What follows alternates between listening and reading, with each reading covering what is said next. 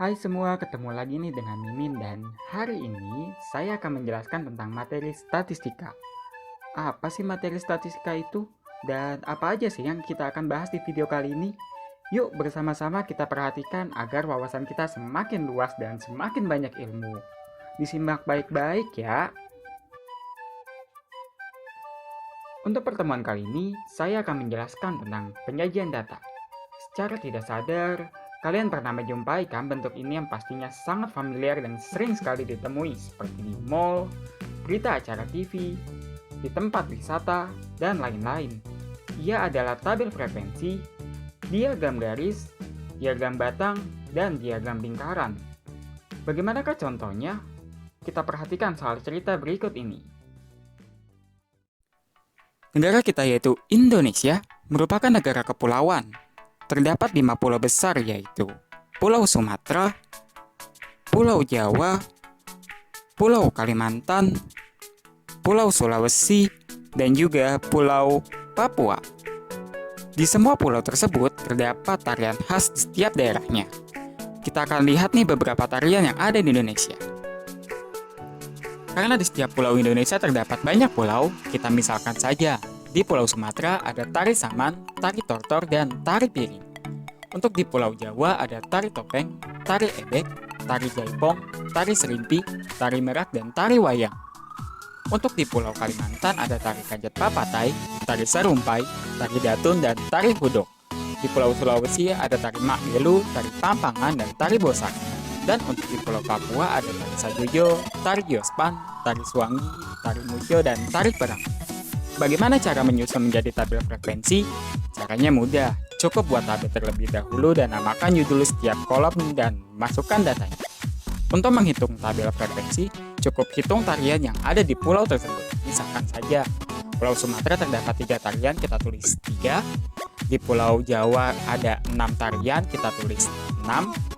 Di Pulau Kalimantan ada 4 tarian, kita tulis 4.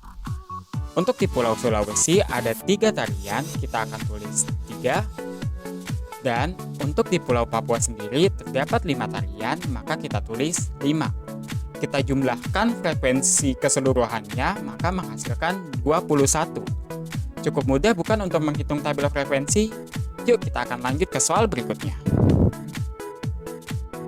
Pak Irwan yang merupakan pustakawan harapan bangsa di Kota Malang sedang melihat arsip lama di loker perpustakaan.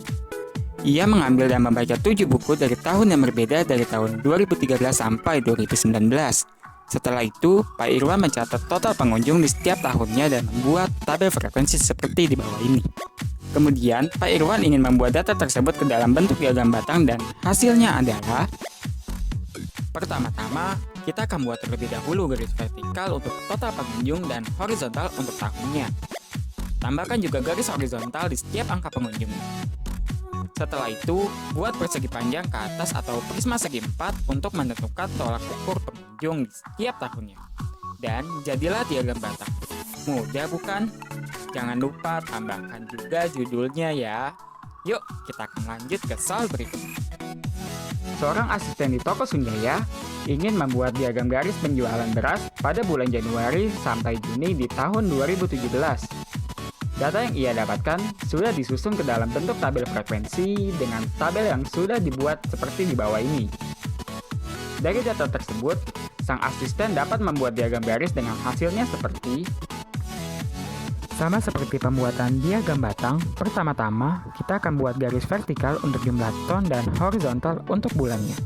Kemudian, tentukan titik yang sudah disesuaikan dengan jumlah ton di setiap bulannya. Yang membedakan diagram garis dan batang ialah bentuknya berupa garis untuk menyambungkan titik satu dengan yang lain dan juga penandaan titik tebal di setiap puncaknya. Dan seperti inilah jadinya. Cukup mudah bukan untuk digambar? Yuk kita akan lanjut ke soal berikutnya. Dan soal ini merupakan soal terakhir yang saya berikan untuk kalian. Disimak baik-baik ya. Tepat di hari Minggu pada tanggal 15 Mei 2019, Hans berulang tahun di usianya yang ke-14 tahun. Ia ingin merayakan bersama beberapa teman dekatnya dan merayakan di depan rumahnya. Teman yang diundang yaitu Arya, Fetri, Doni, Yuli, dan Laras. Ketika pesta dimulai, Arya memakan 1/4 bagian kue, Fetri memakan 1/16 bagian kue, Yuli memakan 1/4 bagian kue, Doni memakan 1/8 bagian kue, dan Laras memakan 2/5 bagian kue. Jika kue tersebut berbentuk lingkaran sempurna, berapakah bagian kue yang tersisa untuk Hans makan?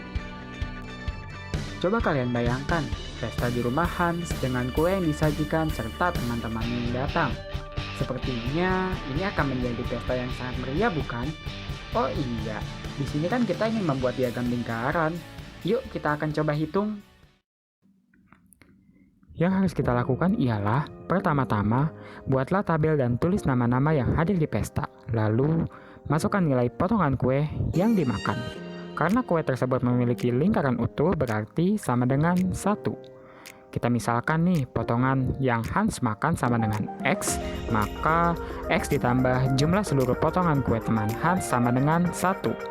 Kita samakan penyebutnya menggunakan KPK sehingga menghasilkan X ditambah 75/80 sama dengan 80/80.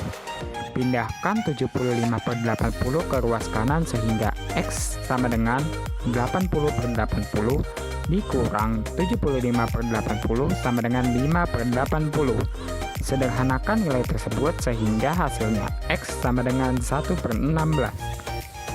Untuk langkah berikutnya, susun kembali menggunakan tabel yang lebih besar dengan menambahkan sudut juring dan persentase. Masukkan data yang ada dan data yang sudah dihitung. Untuk menghitung sudut juring, kalikan frekuensi dengan 360 derajat karena satu lingkaran penuh mempunyai sudut 360 derajat. Dan untuk menghitung persentase, kalikan frekuensi dengan 100%. Jika sudah dihitung, tambah kolom jumlah dan masukkan nilai jumlah dan frekuensi, sudut juring, dan persentase. Apakah pengerjaan ini sudah selesai?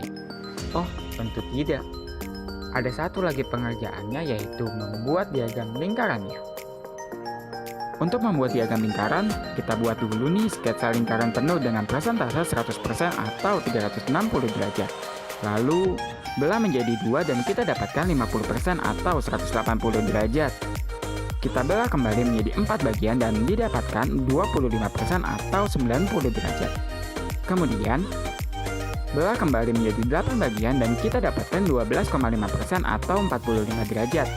Dan kita belah lagi lingkaran penuh tersebut menjadi 10 bagian dan didapatkan 10% atau 36 derajat. Sehingga bentuk diagram lingkarannya adalah seperti ini.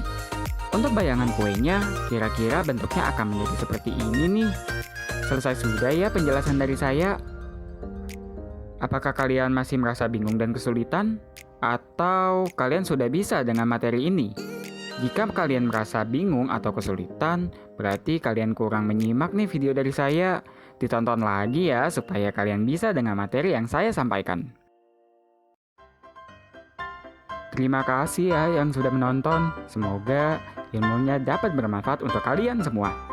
Sampai jumpa di lain waktu.